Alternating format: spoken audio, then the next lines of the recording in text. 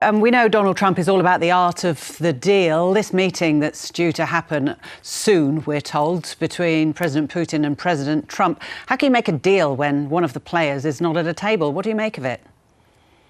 So we're seeing a bit of a pattern here, I think. If you look at both Gaza and Ukraine, the U.S. is really moving unilaterally. In the case of the Gaza Strip, there was no involvement of the Palestinians. In the case of Ukraine, there's now two constituencies that are really missing at the table, one of which are, of course, the Ukrainians, maybe not missing entirely, according to Trump, and his cabinet members and the National Security Advisor, but certainly the European Union or the European allies are missing almost entirely, and that seems to be deliberate. President Trump says he wants to hear what the Russian president has to say. He wants to find out whether he actually is prepared for a peace deal. I mean, what does President Putin want? What would encourage him to sign a peace deal? That's really unclear to me at this point, Lorna. Putin has had these sort of larger involvements for quite some time. Thinks that that Russia should enlarge its sphere of influence, and the wars, both with respect to Georgia and Ukraine, that he's led in the past decades, are clear evidence of that. And then looking at it from Ukraine's perspective, what leverage does President Trump have over Ukraine in order to encourage them, should there be any deal on the table? So the Ukraine is clearly dependent on foreign aid, military aid and economic aid, both now and for the foreseeable future. And that's exactly the card Donald Trump is playing. And he does it in almost like a business type deal fashion. We've seen this from him in the past. The U.S. administration has floated an sort of business approach with respect to oil, gas, and rare earths, as you said before, and that's become a real problem.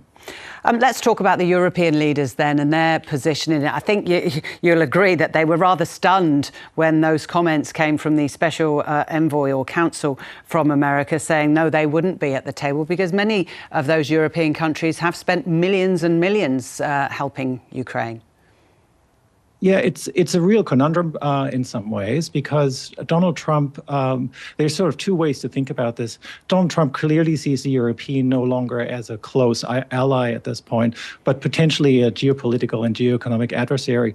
We see this with respect to the tariffs that he's put in place or planning to put in place, but also here. So there's a benign version or interpretation, if you will, one which basically says, well, this is just Europe being weak, so we need to go it alone, or it's really an attempt to weaken European allies or European partners, much more so in order to become the hegemon or be the powerful player around the world, if you will. I wonder if it partly comes from Trump's stance that he thinks these European countries should be investing much more in defence. It's been something he's talked about several times.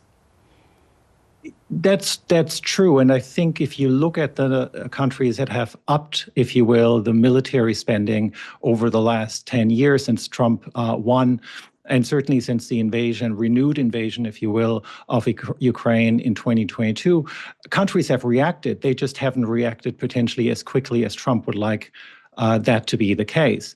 But the reaction is there. The military aid given by European countries equals or surpasses that of the United States at this point. Talking of spending on defence, the UK Prime Minister Keir Starmer has just said in the UK, and it's a change of policy from the Labour leader, that he would be happy to commit some of his forces to a peacekeeping mission, should there be a peace deal. Countries these days are very reluctant to put boots on the ground in another country. What do you make of Keir Starmer's words?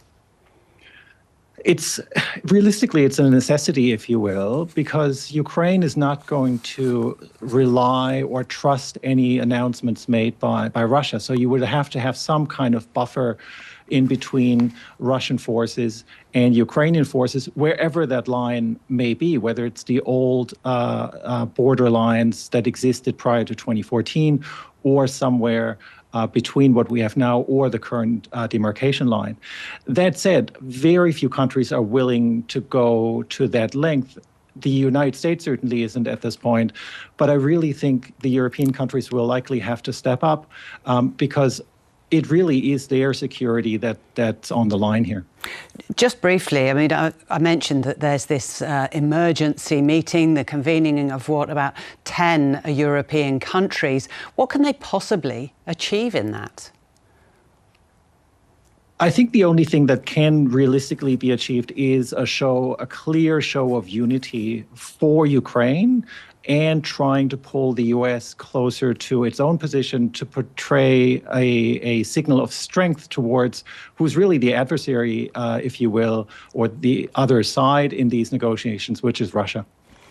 Very interesting to talk to you. Marcus Wagner, thank you very much. Thank you.